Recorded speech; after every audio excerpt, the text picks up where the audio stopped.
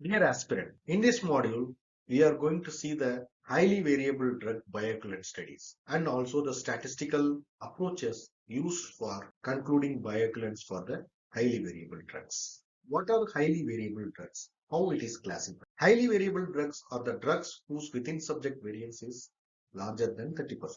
In other words, most of the drugs have a predictable pharmacokinetic profile within a subject, but there are drugs whose pharmacokinetic profile may differ from one use to other. These drugs with high within subject variability are believed to have a wide therapeutic window, and despite high variability, these products can be both safe and effective. However, the higher uncertainty around their pharmacokinetics and their efficacy, the chance of a spurious result increase. Therefore, it is important to take additional measures to account for the higher variance.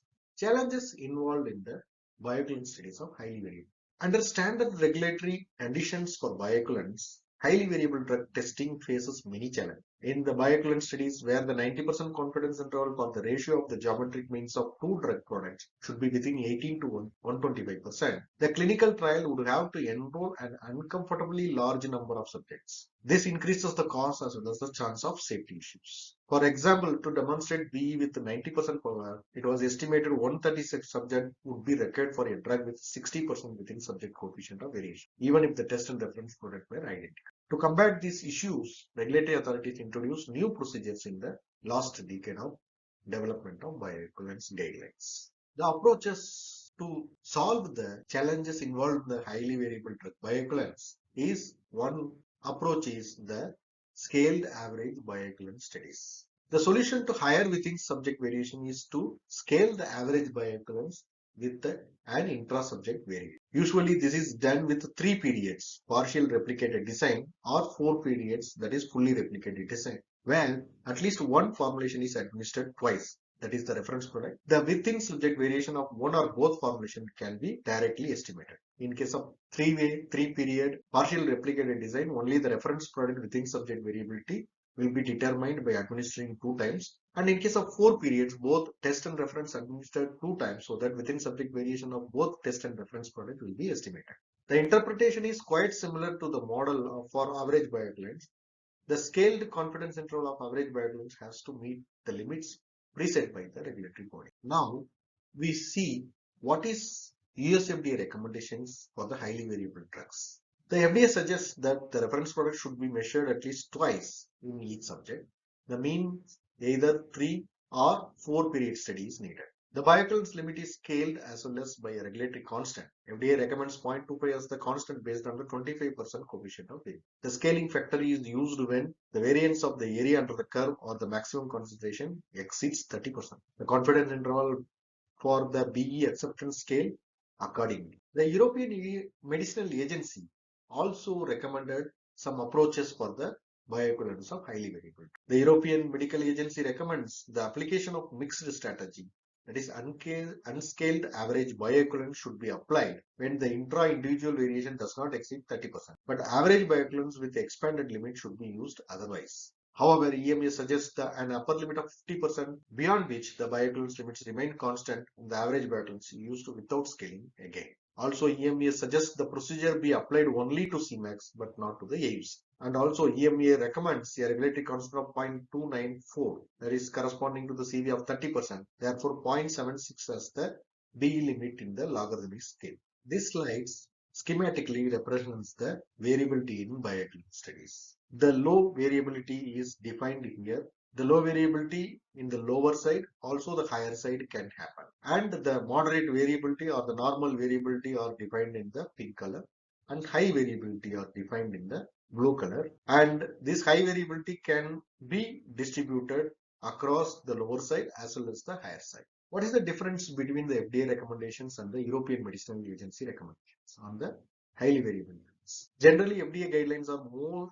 permissive and demonstrating B is more likely under FDA guidelines rather than the EMA recommend. With respect to regulatory constants, EMA uses 0.294 when the intra-subject CV is larger than 30%, though FDA uses 0.25 at the same threshold. The bioequivalence limits under EMA framework scale gradually a discontinuity is introduced using the FDA's regulatory coefficient. What are the implications for the consumer? The highly variable drugs has important implication for the consumer as well. The type 1 error, the probability of rejecting a hull hypothesis when it is correct. In this case, two products are accepted as bioequivalent when they are in fact not bioequivalent. This type of error is also known as consumer risk. The error is kept small and sample size errors are used to keep it at 5%. However, under the mixed strategy framework, the observed variance of the drug may differ from the true variance. As an example, if the observed variance is over 30%, but the true variance is now 29%, drug would be considered highly variable and wider acceptance limits would be applied. Because of this, there is higher risk of false acceptance. The type 1 error estimates vary, but the EMA regulatory constant is more favorable and reduces the risk that a non-bioequivalent drug will reach the consumer market. This slide presenting the methods for the statistical analysis for reference scaled average bioequivalence. First, determine the within subject standard deviation, that is SWR of the reference product for the pharmacokinetic parameters like AUC and Cmax. If the SWR is more than 0.294, then use the reference scaled average bioequivalence method. In this case, the 95 upper confidence bound will be calculated and the point estimate will be calculated. The 95% upper confidence bound must be equal or less than 0 and the point estimate, that is the ratio, should be within the range of 80 to 125%.